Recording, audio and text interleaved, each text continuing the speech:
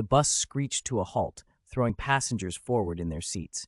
In the chaos, 78-year-old Mrs. Ayşe lost her balance and crashed to the floor. Her purse spilled open, coins and photographs scattering across the aisle. Her glasses shattered, their sharp edges glinting under the harsh bus lights. Dozens of eyes glanced at her, but no one moved. Some looked away. A young man smirked and muttered, "Why do old people even ride the bus?" The words stung, cruel and dismissive, as Mrs. Ayşe struggled to gather her belongings with trembling hands. What no one on that bus knew was that this quiet, frail woman had once stood beside one of the city's bravest men.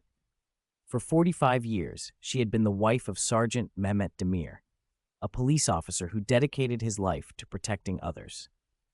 She had endured long nights of waiting, the constant fear of a knock at the door, the sacrifices of a life lived in the shadow of duty. And in just 10 minutes, the weight of her past would collide with the present.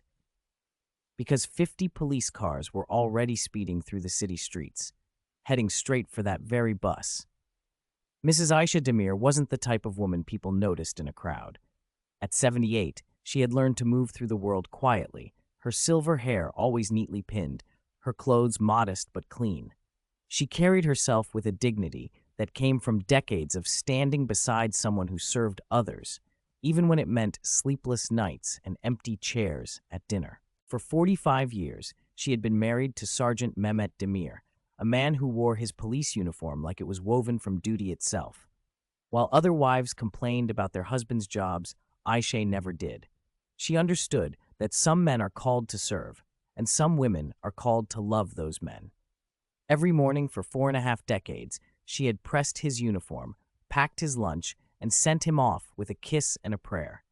Every night, she waited by the window until his patrol car pulled into their driveway. During the riots of the 80s, the gang violence of the 90s, and the social unrest that seemed to visit their city every few years, Ayşe was the steady force that kept their home together. She had raised 2 children largely alone. Mehmet's shifts never matched school plays or soccer games. She had attended parent-teacher conferences, fixed broken bicycles, and soothed scraped knees while her husband protected strangers' children. She never resented it. She simply understood that love sometimes means sharing your person with the world. The neighborhood knew her as the police officer's wife. Shopkeepers would nod respectfully, neighbors would wave, and even the troublemakers on the corner would lower their voices when she passed. She had earned respect not through her own actions, but through her unwavering support of a man who had earned it through his. 3 years ago, Mehmet had died of a heart attack while off duty. 45 years of stress, night shifts, and carrying the weight of other people's troubles had finally claimed him. The funeral had been magnificent. Hundreds of officers in dress blues, the flag draped over his casket, a 21-gun salute that echoed through the cemetery. But after the funeral, after the visitors stopped coming, after the casseroles ran out, Ayşe found herself alone in a world that seemed to have forgotten why it had once respected her. She was no longer the police officer's wife. She was just another elderly woman, invisible and irrelevant. The pension barely covered her expenses. The small house that had once felt cozy now felt hollow. Her children lived in other cities, busy with their own families, calling dutifully but visiting rarely. So Ayşe learned to navigate the world alone, taking buses to doctor's appointments, grocery shopping with a wheeled cart, and living quietly in a community that no longer saw her. It was a Tuesday morning in October when Ayşe boarded the Route 47 bus heading downtown. She had a doctor's appointment, routine blood work that her physician insisted on monitoring since Mehmet's death. Her arthritis was acting up, making each step deliberate and careful. She climbed the bus steps slowly, fishing in her purse for the exact change. The driver, a young man with headphones draped around his neck, barely looked at her as she dropped coins into the slot. The bus was crowded, morning commuters heading to work, students with backpacks, workers in uniforms heading to early shifts. Ayşe made her way down the aisle, looking for an empty seat. The priority seating near the front was occupied by younger people, none of whom looked up from their phones. She continued toward the back, her hand gripping the metal poles for support as the bus swayed through traffic. Halfway down the aisle, she found a seat next to a woman in scrubs, probably a nurse heading to work. Ayşe nodded politely and settled in, placing her worn leather purse on her lap. Inside that purse, among the usual items an elderly woman carries, was a faded photograph.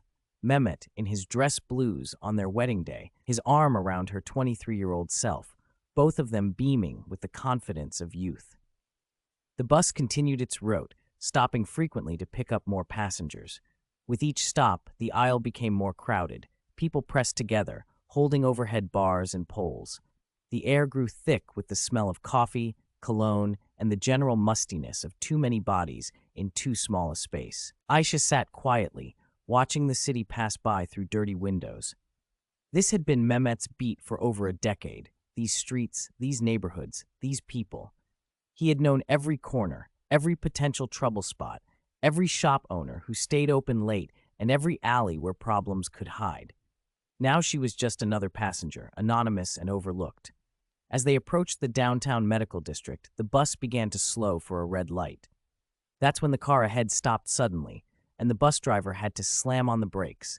The sudden stop sent everyone lurching forward. Younger passengers grabbed rails and braced themselves. Those sitting held onto seatbacks.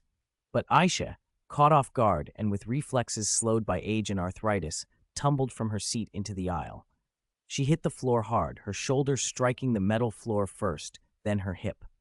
Her purse flew open, scattering its contents across the dirty aisle: tissues, medication bottles, reading glasses, and that precious photograph of Mehmet, which slid under someone's feet. For a moment, there was silence. Ayşe lay crumpled on the floor, dazed and trying to process what had happened. Her glasses, the ones she'd worn for 15 years because she couldn't afford new ones, lay broken beside her, one lens completely shattered.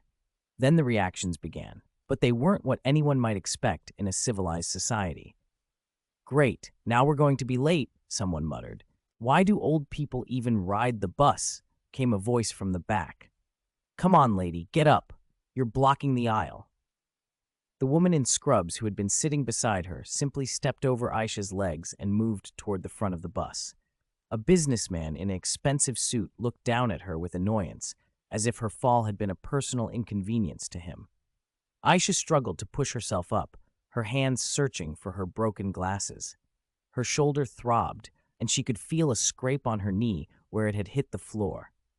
But more than the physical pain was something deeper, a profound hurt that these people, her neighbors, her community, could look at a fallen elderly woman and feel nothing but irritation.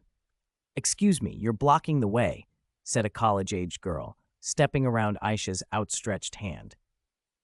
"Maybe stay home next time if you can't handle public transportation," added another voice. The bus driver glanced in his rearview mirror, but made no move to help. He was on a schedule, and elderly passengers falling wasn't his problem. Ayşe's eyes filled with tears, not from pain, but from the crushing realization of how invisible she had become. As she fumbled for her belongings scattered across the floor, she saw the photograph of Mehmet face down under a stranger's shoe. She reached for it, her hand trembling. What nobody on that bus knew was that Ayşe wore a medical alert bracelet, a device her daughter had insisted on after Mehmet's death. When she fell, the impact had triggered the emergency sensor, which immediately contacted the monitoring service. The service, following protocol, first tried to reach Ayşe directly through the bracelet's two-way communication system. When she didn't respond clearly, she was too shaken and surrounded by noise, they immediately called her emergency contact, Officer Patricia "Pat" Rodriguez, a detective who had been Mehmet's partner for the last 8 years of his career. Pat was in the middle of reviewing case files when her phone rang. The caller ID showed the medical alert company. Detective Rodriguez speaking. "Detective, this is MedAlert Emergency Monitoring. We have an alert from Ayşe Demir at approximately 9:23 a.m.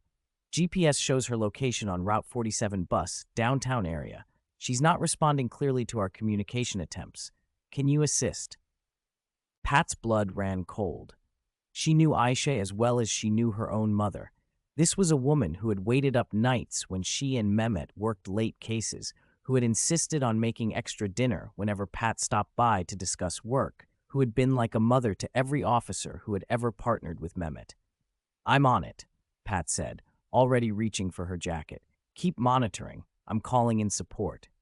Pat's first call was to Captain Morrison. Her second was to the officers who had served under Mehmet. Her third was to the police radio dispatch. "All available units. We have a code silver, officer's widow in distress on Route 47 bus. This is Sergeant Mehmet Demir's widow. All units respond." In the police world, there are calls you answer because it's your job, and calls you answer because they matter to your soul. This was the second kind. Within minutes, police radios across the city crackled with the same message: "Officer's widow needs assistance." But this wasn't just any officer's widow. This was Mehmet's wife. The man who had trained half the current force, who had been a mentor, a friend, and a brother in blue to dozens of officers still on the force. Detective Pat Rodriguez was the first to respond, her unmarked car racing through traffic toward the bus route. But she wasn't alone. Behind her, from all corners of the city, police vehicles began converging. Officer James Crawford, who had been Mehmet's rookie partner 15 years earlier, abandoned his traffic stop and hit his sirens.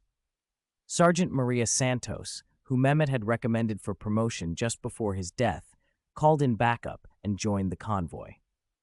Lieutenant Robert Chen, who owed his life to Mehmet's quick thinking during a domestic dispute gone wrong, was already on the radio coordinating the response. The Route 47 bus was now carrying more than passengers.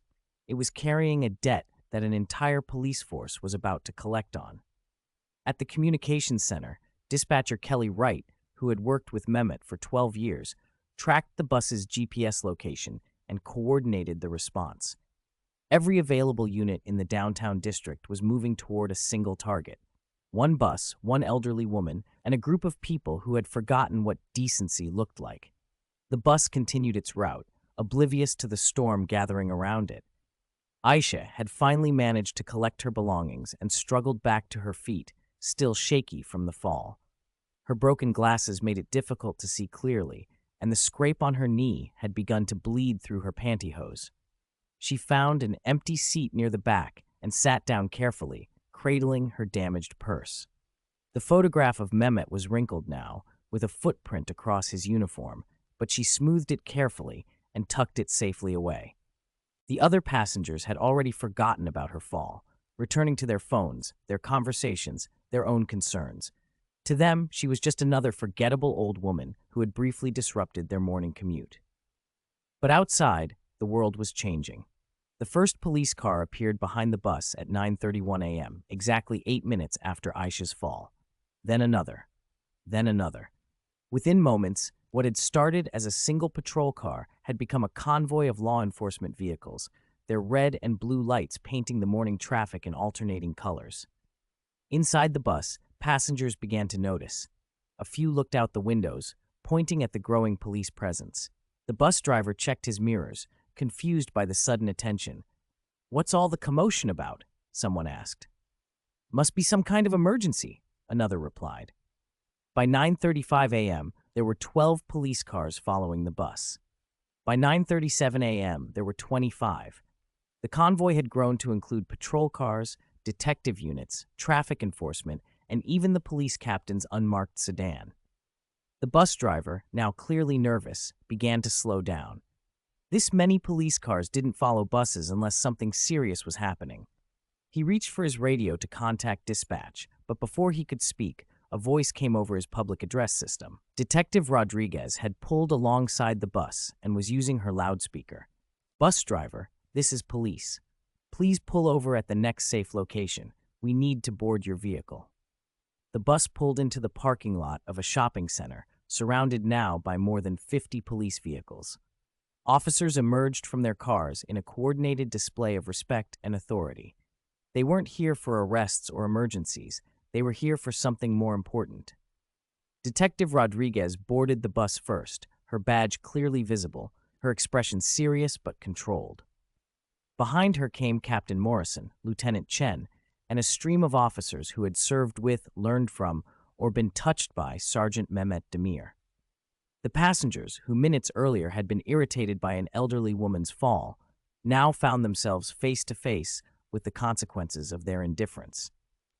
"Ladies and gentlemen," Detective Rodriguez announced, her voice carrying the authority of 15 years on the force, "we're here because of an incident that occurred on this bus this morning.